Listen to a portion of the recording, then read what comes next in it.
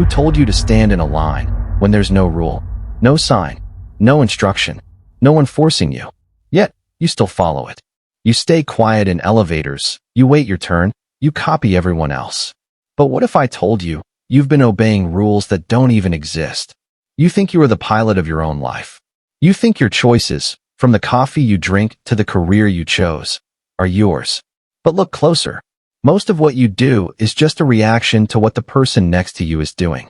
Today, on EDITH Mind, we are exposing the invisible rule trap. We're going to strip away the social illusions and reveal the hidden psychological tracks that your brain has been running on since the day you were born. By the end of this video, you will realize that you aren't following the law. You're following the ghost of a crowd. Why is it weird to face the back of an elevator? Think about it. There is no law that says you must face the door. There is no fine. No police officer will arrest you.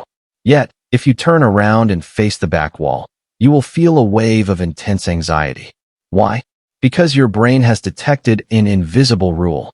We are obsessed with social symmetry. Look at a simple cue. If 10 people stand in a line at a closed door, the 11th person will join that line without even asking if the door is locked or where the line leads. We obey the silence of the crowd. We whisper in libraries when no one is studying. We dress in trends that we actually hate.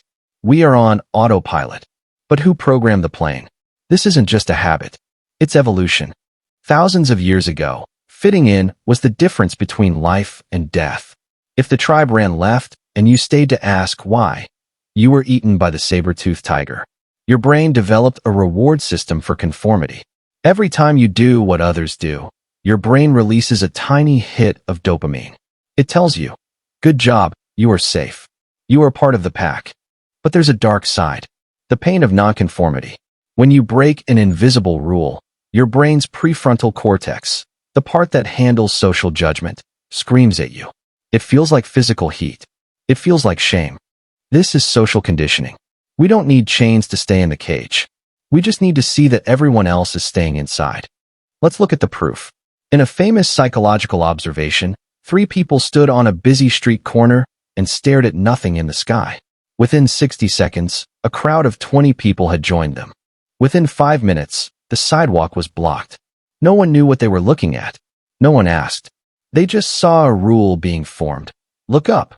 This is the social proof phenomenon. We use the behavior of others to define correct behavior for ourselves. If 10 people think a restaurant is good, we wait an hour to eat there. If 100 people are angry at someone on Twitter, we join the mob. We have outsourced our logic to the crowd. We have traded our eyes for the group's opinion. Now, here's where it gets dangerous. Control isn't always visible. It doesn't always look like a dictator or a prison wall. Sometimes, control is a vibe. Companies and systems know about your invisible rules. They use choice architecture to nudge you. They create trends that aren't real, knowing you will follow them just to avoid the pain of being left out. The dark truth. If you can be convinced to stand in a meaningless line, you can be convinced to support a meaningless war. If you can be shamed into silence in an elevator, you can be shamed into silence when you see injustice.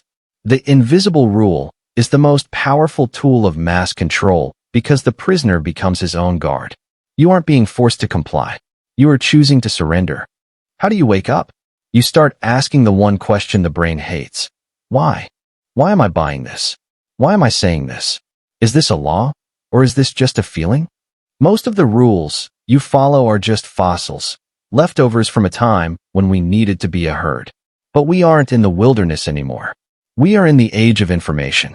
And in this age, the herd is often walking off a cliff. The next time you find yourself doing what everyone else is doing, stop. Feel that itch of anxiety. That itch is your freedom trying to break through. You aren't a robot. You aren't a pixel in a data sheet. You are a conscious being. But remember, you don't see reality. You see your version of it. And most of that version was written by someone else.